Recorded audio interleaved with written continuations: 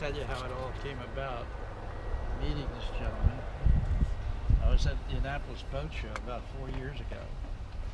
I was working for 5 years ago. I was working for a sailing magazine, and walking around the docks to see what was new thing here. And somebody told me about this new German line that came in, and I went over to the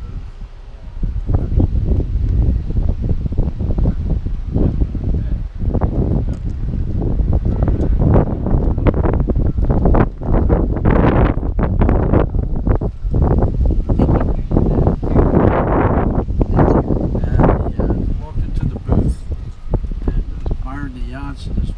Gentleman come over and introduced himself to me. His name was Phil, and he said, I am the distributor for this wonderful German line. And right behind him came this beautiful young lady come running up, introduced herself to me, and that was Kenny's wife, Lisa. And somehow in the conversation, Lisa found out I was from Sarasota, Florida. And she said, hey, my dad lives in Sarasota, Florida. And I said, really? She said, yeah, he's retired Air Force. Well, that's all I had to hear. And I said, what did he do? She said, he was he was a belly turret gunner on a B-17. Now, for those of you who have no idea what a belly turret gunner is, it's probably one of the second most dangerous places you want to be on an airplane. And when you looked at Hal and his size, it started to add up. I said, well, you were chosen by your size. And anyway, we started a friendship back then, which we enjoyed. Many dinners with Diane and Hal, and then Hal joined our Friday club, where a bunch of guys get together on Friday.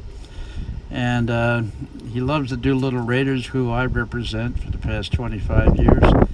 And we told him we were going to go up to Dayton to a reunion, and he had to be there. So him and Diane showed up in Dayton for the reunion with the Raiders, and they showed up at Fort Walton Beach for a reunion with the Raiders, and then we ended up back in Dayton again.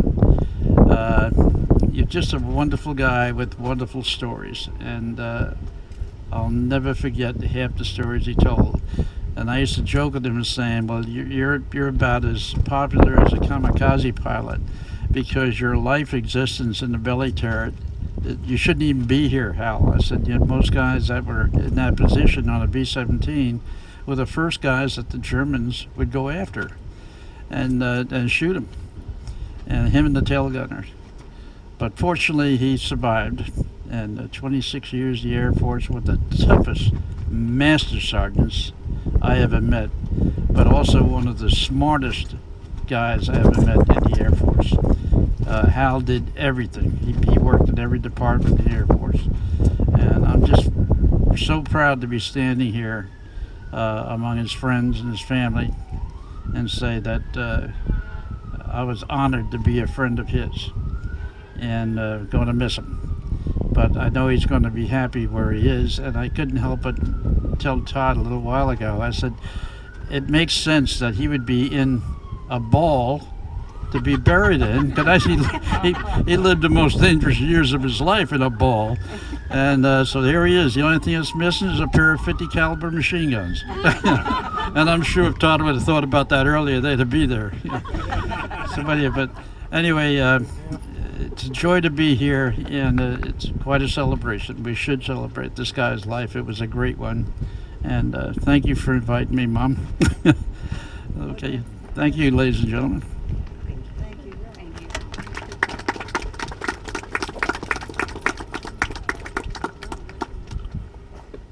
The rendering of military funeral honors is a way to show the nation's deep gratitude to those who, in times of war and peace, have faithfully defended our country. This ceremonial paying of respect is the final demonstration a grateful nation can provide a veteran's family. Today we're here to bear witness as a grateful nation pays its final respects in the honoring of Harold Edwin Millett. Harold joined the Air Force in 1944 and retired in 1965. During his service, he received the following commendations: Bronze Star Medal, Air Medal, Air Force Longevity Service Award Ribbon, Air Force Outstanding Unit Award, Presidential Unit Citation, Good Conduct Medal from the Air Force and the Army, 4 bronze loops, American Campaign Medal, European, African, Middle Eastern Campaign Medal, World War II Victory Medal, Army of Occupation Medal for Germany and Japan clasp, National Defense Service Medal, Korean Service Medal, United Nations Service Medal, the Presidential Unit Citation from the Republic of Korea, and the Republic of Vietnam Campaign Medal, in addition to the Small Arms Expert Marksmanship Ribbon. Receiving his honors today is his wife, Diane.